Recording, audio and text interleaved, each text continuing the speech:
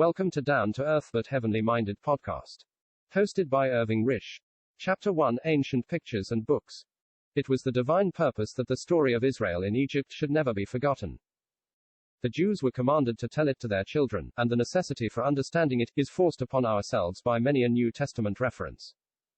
Whatever, therefore, brings those old times nearer will help us to gather the lessons which God has stored up for us in this long-preserved history.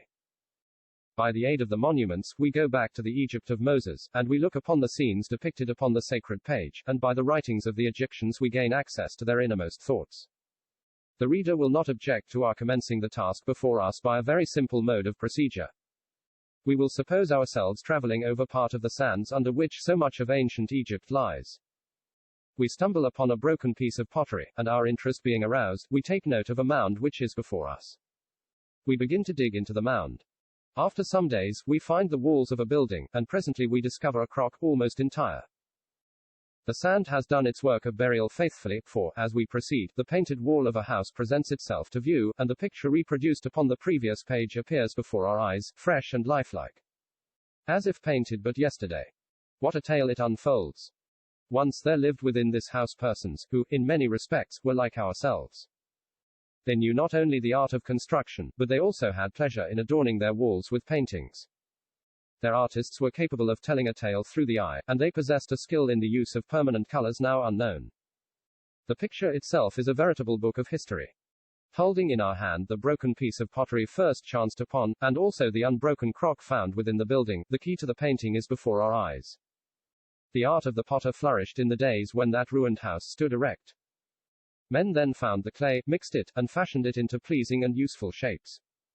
They controlled heat, retained it within walls, and made fire serve man's hand. They were also familiar with the strength of organization. Some of the workers formed the clay into shapes of use and beauty, sitting or kneeling at their work. Some blew the bellows, others tended the fire. And others again placed the vases upon the oven, or carried them away when complete. The picture proclaims the existence of life and energy, and the wisdom of working together in sectional order, unitedly, to produce an end. Now, though such a picture tells a tale of past life with great clearness, it is, at the best, an indifferent method of conveying thoughts precisely to the mind. But, to help us, the very words accompanying these pictures have been brought to light. The gateway upon the opposite page is an illustrated volume expressing the outer and the inner life of Egypt in her greatness. It is a stone book. The details of daily life, the great incidents of religion and of war, the character of the gods, the hopes and fears of man in view of his hereafter. Tell the story of those old days to the end of time. Babylonia also yields to our generation the wisdom of its paintings and its libraries. Its cylinders are most beautifully inscribed, and the letters, punched deep and sharp into the surface, are legible as if indented but a few years ago. The papyrus plant afforded the Egyptians a lasting and elegant paper, which has endured for thousands of years, and many of the old papyri are as venerable as rock-cut temples and tombs. The mind of the historian, and also that of the poet, live in these old writings, and not only their thoughts, but those thoughts expressed in words just suited to the subject. And with the skill and learning of the accomplished scholar.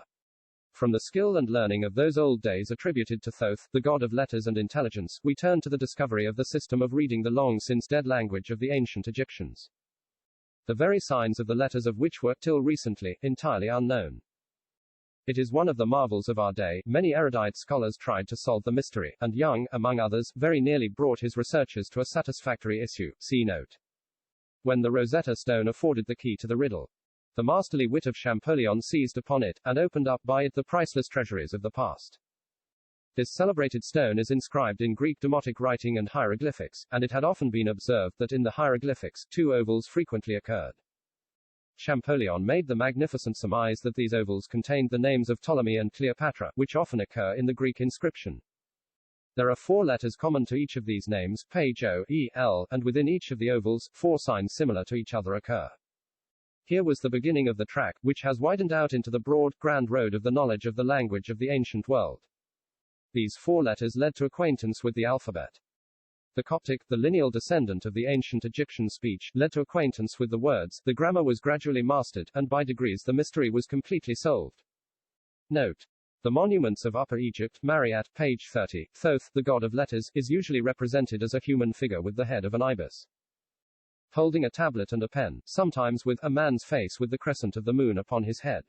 He communicated all intellectual gifts from the deity to man. He was reported to have invented letters. The Ancient Egyptians.